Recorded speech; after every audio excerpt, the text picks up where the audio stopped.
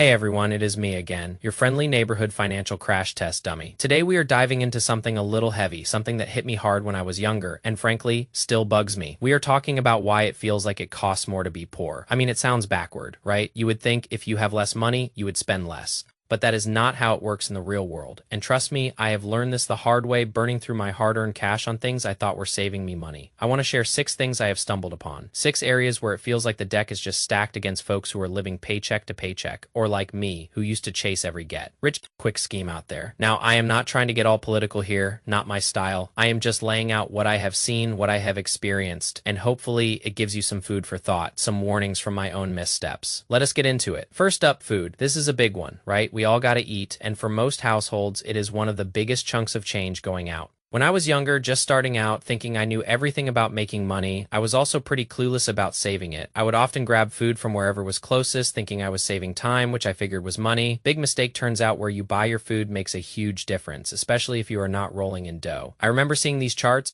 back when I finally started educating myself after losing a chunk of change that showed the price differences between small stores and big supermarkets. It is eye-opening. The thing is, there is this concept called a food desert. It is not literally a desert, of course, but areas often in inner cities or really rural places where there are not many big grocery stores like a Costco or a Walmart. These big stores, for whatever reason, often avoid these areas. And guess who lives in a lot of these areas? Yeah, folks in lower income brackets. So what happens? Their only options for groceries are often smaller convenience stores, gas stations, or maybe a Dollar General. And the price is there. They are often way higher than what you would find in a big supermarket. I mean, way higher. I saw some old data from 2014, so the exact numbers are probably different now. But the percentage difference, the gap in prices, that is probably still very real. We are talking over 50% savings sometimes just by going to a bigger store. And then there is the transportation issue when I was really struggling. After some bad investments wiped me out, I did not even own a car. How do you get to these big, cheaper supermarkets if they are miles away and you are relying on public transport? Lugging bags of groceries onto a bus or walking a long distance, it is a huge hassle. So what ends up happening, you pay more for food at the local, more expensive spots, or you end up grabbing fast food, which I did way too often. It is cheap in the short term, but it is not healthy and definitely not cost effective in the long run. I really think there is a connection there between poverty and things like diet-related health issues. It is a tough cycle to break. I do not have a magical solution for this one, but it is something that definitely stacks the odds against people already struggling. Okay, let us switch gears to something that still makes my blood boil a little bit: banking. Oh man, banking is wild, especially when you are living on the edge financially. I remember being hit with these fees, these overdraft fees, and it felt like a punch to the gut every single time. Banks in the US, get this, made over $15 billion in overdraft fees back in 2019. In more recent years, it is still around $10 billion annually. Think about that for a second. That is a ton of money. So, what is an overdraft fee? It is when your bank account goes below zero, even for a moment. Maybe you bought a coffee or filled up your gas tank and your balance was just a little too low. Boom, $35 fee. Sometimes more, sometimes less. Depending on the bank, if you are already barely making ends meet, that $35 can be the difference between having food on the table or not. It is brutal. And some folks, they will say, well, just do not overdraw your account. Easy to say when you have never worried about every single dollar. When I was younger, living paycheck to paycheck, sometimes you just miscalculate or an unexpected bill hits and suddenly you are in the red. It is a trap and it gets worse. When I finally decided to get my finances in order after blowing through my savings on dumb investments, I tried opening a new bank account. Some banks, especially the bigger ones, would charge me a monthly fee just to have an account if I did not maintain a certain minimum balance. So, if you only have a few $100, they are taking $10 or $20 out of that every month just for the privilege of banking with them. It felt like they were saying, you are not rich enough for us, so we are going to charge you for being poor. It adds up, especially when you are trying to save every penny. There are banks out there now that do not have these fees, which is great, but a lot of the big players still do. And it is just another way it feels like you are getting nickeled and dimed when you can least afford it. Then there is the absolute horror show of payday loans. This is probably the one that makes me the most upset.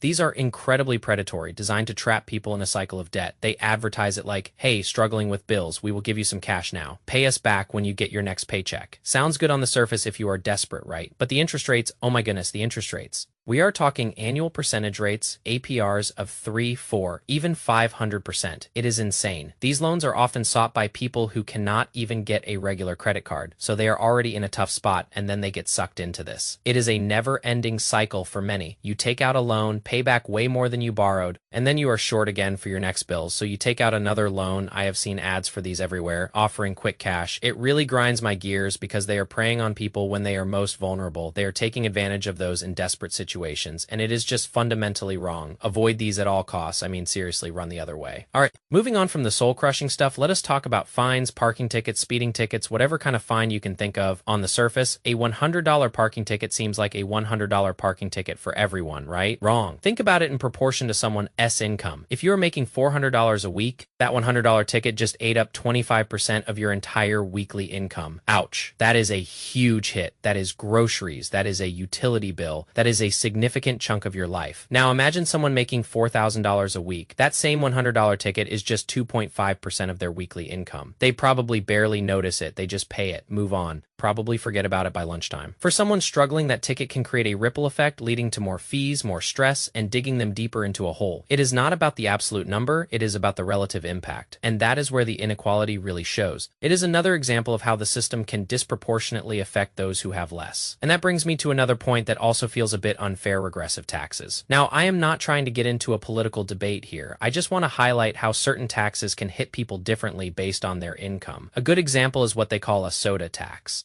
I remember writing a bunch of papers on this back in college around 2016, specifically about Philadelphia's soda tax. Basically, they put a 1.5-cent tax per ounce on sugary drinks and even diet sodas. So if you buy a big 64-ounce bottle of soda, that is about an extra dollar you are paying. Now, does this tax really stop people from buying soda? Not really, in my opinion, but what it does do is take more money out of people's pockets and who tends to buy these kinds of drinks more often. Often it is people in the city, especially in places like Philadelphia, which has a pretty high poverty rate. So these folks who are already struggling financially end up paying this extra tax. And as a proportion of their income, that dollar or two extra on drinks can be a much bigger deal for them than for someone who is earning a lot more. It is called a regressive tax because it takes a larger percentage of income from low-income earners than from high-income earners.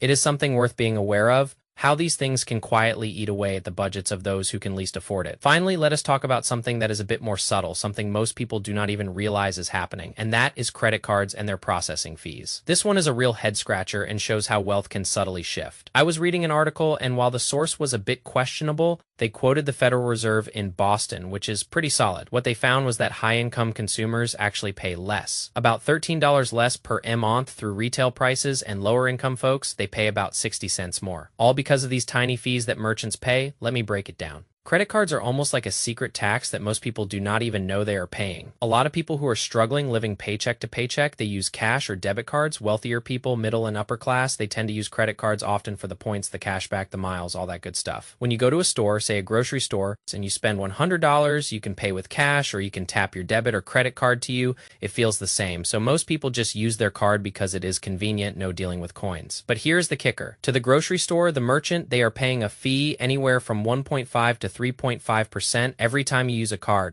This is for processing, for getting that money from your card into their bank account. So for that $100 purchase, they are paying $1.50 to $3.50. Now, the store is not just going to eat that cost, right? They pass it on, they raise their prices subtly by a few percent to cover these fees. So if you are paying with cash, you are essentially paying a slightly inflated price because of the credit card fees that others are using. And the people using credit cards, especially those playing the points game, they are getting cash back, free flights, free hotels, they are getting a benefit. Meanwhile, the cash-paying customer who often has less money is indirectly footing part of the bill for those perks. It is like a silent transfer of wealth, and we are talking tens of billions of dollars annually through these credit card points and fees. I use credit cards for the rewards too. I am not saying it is bad to do that, but it is just another one of those things where if you are not careful, or if you are limited to cash or debit, you might be unintentionally contributing to someone else's rewards while your own budget takes a hit. So those are some of the ways I have seen and personally experienced how things can be really stacked against people who are in lower income brackets. It is not always obvious, and sometimes it feels like a never-ending uphill battle. I do not have all the answers,